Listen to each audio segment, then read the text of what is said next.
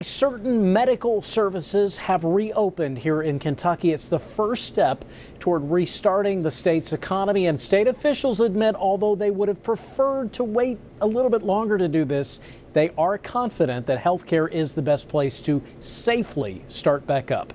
LEX 18 political reporter Carolina Buchek working remotely once again today and joins us live now with this story.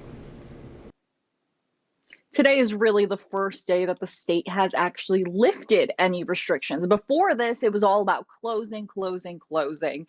But now, certain medical offices have gotten the green light to open back up. However, state officials warn that they should only do that if they are truly ready. And the reason for that disclaimer is that there are a lot of new rules to follow in order to open it back up. For example, you need to be able to get enough PPE on your own right now, and that is a little tricky to do since it's so high in demand. But overall, state leaders are confident healthcare was the best place to start reopening Kentucky's economy because these are medical professionals who are trained to deal with a contagious virus. So instead of opening up businesses that have never had to deal with things like that, they're starting up with an industry that actually knows what to do.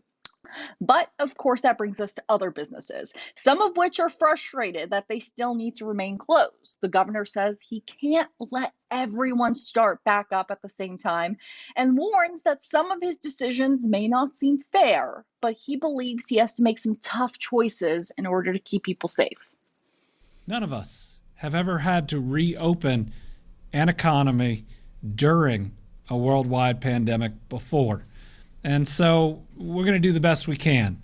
And sometimes some of our decisions aren't going to even be fully consistent with others.